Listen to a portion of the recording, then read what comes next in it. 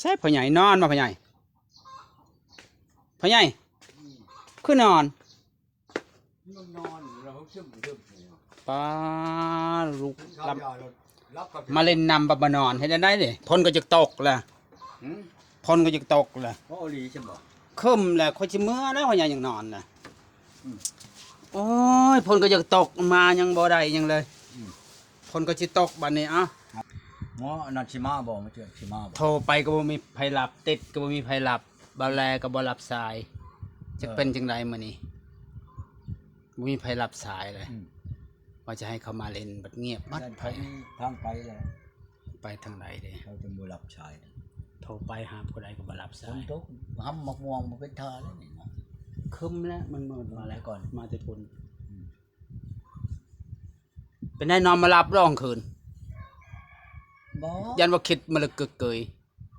มีแต่คนโทรมาคืนฮะนอนบ่หลับก็บ่ปิดเครื่องแหละยามนอนเปิดเครื่องติเปิดเนี่ยโอ้ยามหลับยามนอนก็ปิดไว้กลางเว้นก็ค่อยเปิดสายมันก็ขึ้นมาแล้วไผโทรมากันดิกลางคืนเฮาปิดได้เครื่องได้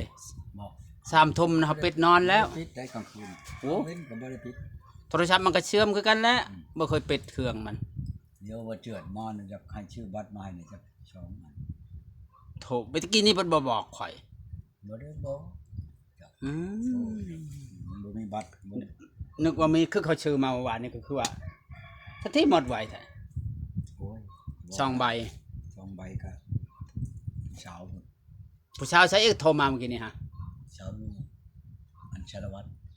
เป็นไดอายุเท่าไหร่นะฮะเดี๋ยวลูก30อะไร30อ๋อ30ก็บ่แก่แล้วถึง30ลูก2 คนผัวเพิ่นไปใช้ก่อนโทรผัวตายเห็นหน้าเพิ่นเปิดกล้องอยู่บ่บ่เห็นมันโทรทางเบอร์บ่โทรทางเบอร์อ๋อมันธรรมดานี่เป็นไดเพิ่นว่าจังได๋บ่ดีจ้ะบ่เพิ่นว่าจะให้ไปหาบ่มันว่าถ้าอ้ายมันวันอาทิตย์นี่อ้ายมันเมื่อแต่ชลวันเมื่อบ้านมันว่าไม้มันแหละให้ไปเอาลูกมันสิว่าไม้มันซะก่อนปีหน้าเพิ่นยังแปลงนะเอาเมื่อก่อนเมื่อก่อนบอกหั่นได้คุยกันจักเทื่อแล้วบ่ยังคุยเฮิงแล้วบ่หาก็คุยเป็นเดือนแหละยังบ่ทันเอาเมียผู้นี้นึกว่าคุยเดี๋ยวนี้บ่แม่นเนาะคุยแต่เฮิงเนาะโอ้ก็จักว่าตัวนี้ผู้ใหญ่จะบ่ดีกว่าก็บ่จักเนาะจังว่านั่นแหละพังไปเบิ่งจังก่อนบ่ฟังเว้าก็เป็นผู้ใหญ่นะ30แล้วก็เขาก็ตั้งคือว่าแบบว่าเป็นผู้ใหญ่แล้วได้30ได้เชปูนนี่ก็คือกันครับบ่ทุกตัวนี้เชปนเล็กน้อยบ่ตัวน่ะบ่แม่นบ่น้อยมันปลูกหยังเยอะแล้วโอ้ยมันบ่น้อยมันว่ากันไปแล้วก็ป้ามันบ่ขนาดนั้นบ่ได้ดอกเนาะอีนี่ใครเนี่ยมันบ่มีให้มีนาบ่มีหยังบ่ได้อยู่นำพ่อแม่อีนั่นนี่ใครแน่อยู่คนอยู่นำพ่อแม่พ่อก็ยังแม่ก็ยังอันชาติพ่อแม่บ่มีน่ะอยู่ผู้เดียวบ่นั่นอย่าเอามาชวนหลายเอามาที่ผ่านมามีแต่อยู่ผู้เดียวแล้วมีลูกจักคนเพิ่นว่าลูกเพิ่นฮะ2คนมีแต่ลูก2เนาะผู้ใดเนาะลูก2เบิด2อีกแล้วนี่ก็ลูก2อีกแหละนี่แต่ลูก2หมด2มัน2มันใหญ่เต็ม20มื้อเพิ่นยังไปถามเพิ่นบ่โอ้จุนเอาเมียมาผู้ชายน่ะยังแต่ผู้หญิงน้อยแล้วยังผู้หญิงน่ะยังเต็ม20แล้วเนาะอยู่นำแม่อ๋อมันบ่ได้ติดมันเขาก็สิบ่เมื่อเพิ่นคันเอาเลยเนาะเขาใหญ่มาแล้วเนาะเขาสิบ่มานำเนาะเขาใหญ่แหละบ่มานะมันว่าไปบ่มาเขาใหญ่มาแล้วเขาบ่มาแล้วเขาเด็กน้อยเขาสิมาอยู่เขาใหญ่เต็ม20เต็มบ่าวแล้วเขาบ่มาแล้วเจ้าสิมาบ่อันนั้นเจ้าสิบ่คิดฮอดเลยคิดฮอดเพียงมันเนาะเกิดมาก็บ่ได้อยู่นำข่อยอยู่ในแม่ของมันถามเพิ่นว่าบ่คิดฮอดลูกคั่นบ่ย่านว่าลูกแต่ผู้บ่มีลูกนี่เนาะเฮ้ยลูกใหญ่เป็นบ่าวเป็นชาวแล้วก็ยังคิดฮอดจังว่าป้าเฮือนป้านามานี่อย่าคนชาละวันบ่เพิ่นใหญ่ได้บ่นี่ฮะบ่คนนั่นพุ่นคนเมืองอันนั้นพุ่นอันชาละวันดอก30 ปีได้เมืองหยังฟังบ่ก่อนเมืองหยังก็บ่เมื่อกี้นี่ลืมแล้วเฮาก็เด้ผู้ดีกันแล้วครับมื้อวันที่5เขาโอนเงินมาให้คือว่าชาวชาละวันจะว่าเมื่อกี้นี่สาวหยังก็ข่อยก็ลืมไว้ได้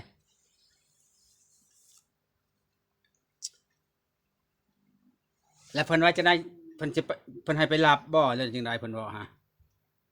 เอารถน้ำมันว่ะ ถ้าอายเพิ่นก่อนเนาะ ถามอ้ายมันสิก่อนมันว่าบอกแล้วบ่เป็นถามดอก โดย บอกง่ายสิก่อนสิเมื่อน้ำมันว่ะ โดย เฮาว่าจะไปเอามันหาบ่มีเงินได้บ่มีเงินก็ได้มันว่ะ โดย เฮาว่าสิเอารถเฮาชวนตัวนี่ไปรถไผก็มาก็ได้มันว่ารถใช้ทางก็มาก็ได้อันใด มารถเองนั่นแหละสบายรถใช้ทางมันยังสิทารถอีกสิเวลาเนาะ เอารถตัวเอง รถตัวเองไปแล้วไปกลับรถมันจะรอรถเวลารถใช้ทางจากยามใดใจหมอไม่ว่าพี่ใหญ่ โอ้ย ใจหมู บ่ทันใจได้ใจหมอบ่คือใจเฮาเองเนาะ ใจเฮาเองมันใครได้ ไม่ข้อยบ่มักได้รอรถคนอื่นรถตัวเองมีเอารถตัวเองไปรถใดก็ได้บ่ได้ก็คือมาว่าง่ายๆเนาะ อืม ยันว่าไปฮอดแล้วเปลี่ยนใจอีกว่าบ่ได้มาแน่เด้อคนเฮาเนาะ โย เขาบ่ฮู้ใจเขาเด้อเพิ่นรถเฮาเองใครแน่จังสบายนะโอ้ฟังเว้านี่เอ้าหน้าตัวนี้ยังบ่แล้วสมมุติว่าเพิ่นสิมานำสิให้มาเลยบ่พี่ใหญ่สมมุติว่าเพิ่นให้ไปรับเลยนะสิไปเอาเลยบ่ โอ้ยเจ้าชั่วชุ่มชี่ชุ่มหอดเป็นอันนั้น ยันว่าตัวนี้บ่แล้วฮะ บ่แล้วนั่นได้บ่แล้วก็เรื่องของบ่แล้วของมันปะเลย เนาะ ชีวิตปัญหาหยัง ก็ มื้อใดก็บ่มาแล้วบัดยังสิเจ้าสิไปท่าได้บ่จันบ่แล้วนั่นได้อีก ยันว่าคนหาเรื่องฮะ อืม หาเรื่องบ่เป็นแล้วเนาะเข้าไปเนาะ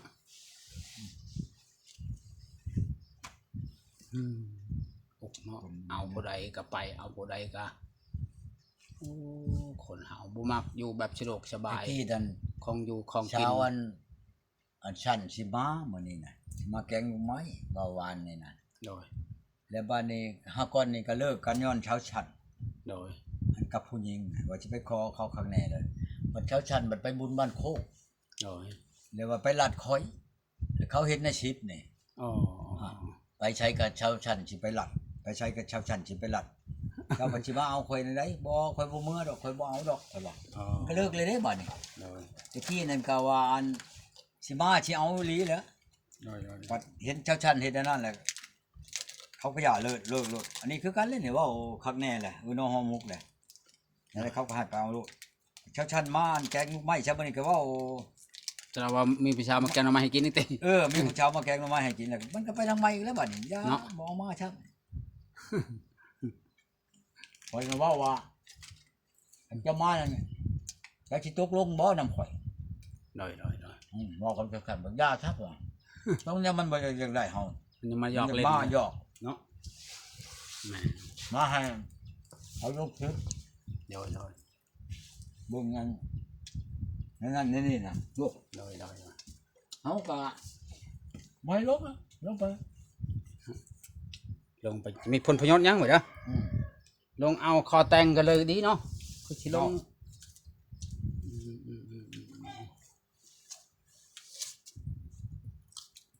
จังมาแล้วก็ข่อยนี่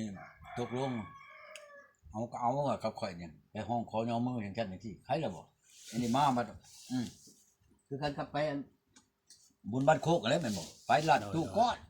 โดย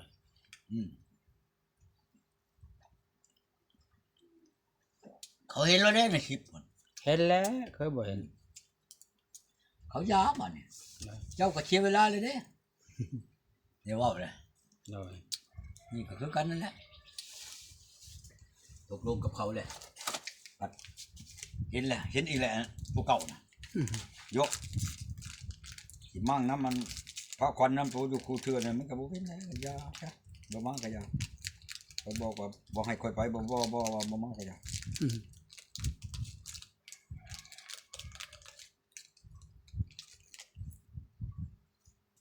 มาเขาว่าให้เก่านะ ก่อนเก่า มันก็หมักเก่าสิเอาเก่า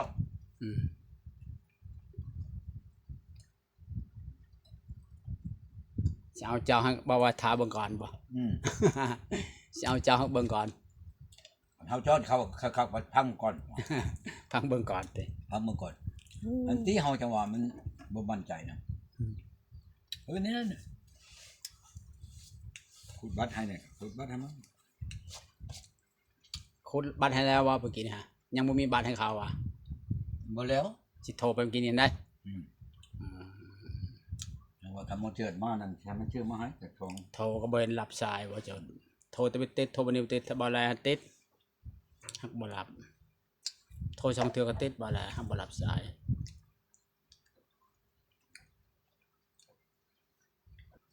วิละผลเราว่าโอ้ยเราว่าคนหนาหมูเราว่าคนหนาบ่อ่อนบ่นวลนี่ อืม อย่าเอาหนาเราอ่ะ น้อย เขาก็บ่เป็นเฮือนดอกค่อยเบิ่งแล่นเราอ่ะ